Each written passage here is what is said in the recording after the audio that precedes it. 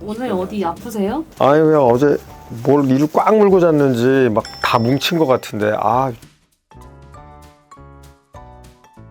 이를 물고 있으면은 턱도 아프고 목도 아프고 그런가요 원래? 이 주제를 오늘 얘기하기 위해서 제가 좀 오버해서 연기를 했지만 제가 실제로 그 습관이 있어요. 그래서 아침에 잘못 일어나면 여기 막 뭉쳐있고 이갈이 방지 장치도 사실 만들었는데 잘 안 끼게 되더라고요. 환자분들한테도 만들어 드리고 그러는데 제가 적극적으로 권하지 못하는 이유가 저도 잘 안 하게 되는데 그거를 환자분들한테 이렇게 권한다는 게 웃긴 것 같아서 적극적으로 권하지 못해요. 그런데 일을 가시는 분들이 생각보다 많아요. 보통 어느 정도 되나요?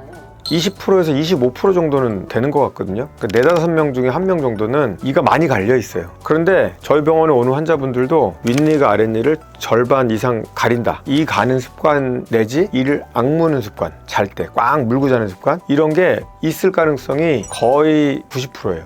이를 무는지 안 하는지는 스스로 알 수 있나요? 몰라요. 이를 분명히 막 갈려 있고 이 패턴이 윗니 아랫니랑 딱 닿는 패턴이 있거든요. 그래서 이를 많이 가시네요. 그러면 제가요? 저희 안 가는데요? 뭐 집에서도 남편도 그런 얘기 한 번도 안 했어요. 이렇게 말씀하세요. 거의 몰라요. 이를 가는 걸 본인이 아는 사람들은 정말 10명 중에 1명 정도 있을까 말까? 저희가 입안 사진 찍고 뭐 이런 걸 이제 막 보여드리잖아요. 이게 왜 이러지? 그리고 딱 닿잖아요. 그리고 거울 보여드려. 닿긴 닿는데 근데 저는 턱을 이렇게 해본 적이 없어요. 밥 먹을 때도 그렇게 안 먹어요. 접시 깨진 걸 맞춘 것처럼 윗니 아랫니가 이렇게 딱 맞아요. 이렇게. 그러면 너무 신기해 하시는 거죠. 진짜 희한한데 내가 언제 그러는 거지? 그래서 내가 이제 잘 때 그러시는 거예요. 잘 때. 이렇게 말씀드려요. 치아를 갈았을 때의 문제점은 당연히 치아가 닳아서 짧아지는 거. 두 번째 문제는 치아에 금이 많이 가요. 생각보다 충치도 하나도 없고 그런데 갑자기 아프대요. 씹으면 더 아프대. 가만히 있으면 그나마 나은데 씹으면 찌릿하고 막 전기 오르는 것처럼 아프고. 그런 분들은 우리 치과에서도 크랙에 대한 위험성을 많이 치과 의사들이 이제 알게 돼서 원인 없이 아프다, 충치도 없는데 아프다 그랬을 때는 크랙을 찾아내려고 많이 노력을 하거든요. 그러다 보니까 크랙 케이스들이 점점 발견이 되는 거죠. 그래서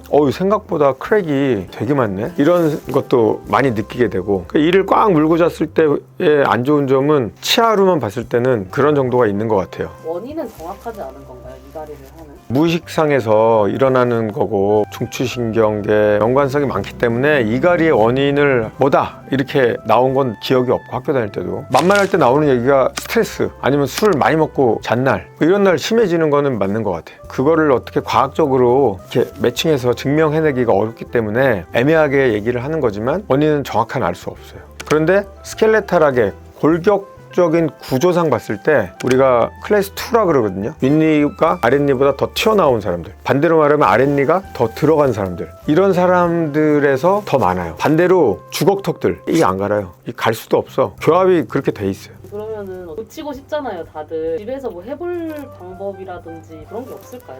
제일 의사가 많이 권하는 게 그래서 스플린트나 나이트 가드예요. 스플린트는 이제 조금 더 증상이 왔을 때 일을 가는데 나는 불편한 거 하나도 없어, 아프지도 않아, 이런 분들은 투선수들 끼는 그냥 마우스피스 같은 건데 조금 더 정밀하게 만들어진 거죠. 본을 정확하게 떠서 조금 치과에서 정밀하게 만든 거, 이제 그걸 나이트 가드라 그러는데 끼라고 우리가 얘기를 하고, 뭐 그거 외에는 사실은 집에서 예방할 수 있는 딱히 다른 방법이 많지는 않죠. 이걸 엄청 막고 있는 그거는 효과가 없나요? 이게 이갈이 방지라고도 써 있어요. 구호흡을 막기 위해서 억지로 입을 다물게 하는 그런 장치죠. 그런데 구호흡에는 예방이 될 수 있게 효과가 좀 있을 수 있겠어. 저는 엄청 답답할 것 같긴 한데 그래도 뭐 코로 억지로 숨을 쉬겠죠. 근데 이를 가는 거를 그게 막을 수 있을지는 모르겠어요. 왜냐하면 어차피 이를 가는 거는 한두 번 움직이는 거고, 대개의 문제는 이를 악물고 있는 거거든요. 그걸 클렌칭 한다 그러는데, 이를 어금니 닿으면서 꽉 물면 여기 뿔뚝 튀어나온 근육이 있어요. 이거를 이제 벅시네이터 머슬, 이제 저작근이라 그러는데 씹을 때 먹는 거죠. 이런 상태로 있는 거거든요. 여기 테이프 붙여도 꽉 무는 건 할 수 있잖아요. 그러니까 그 효과는 없을 것 같아요. 테이프 붙이는 거는.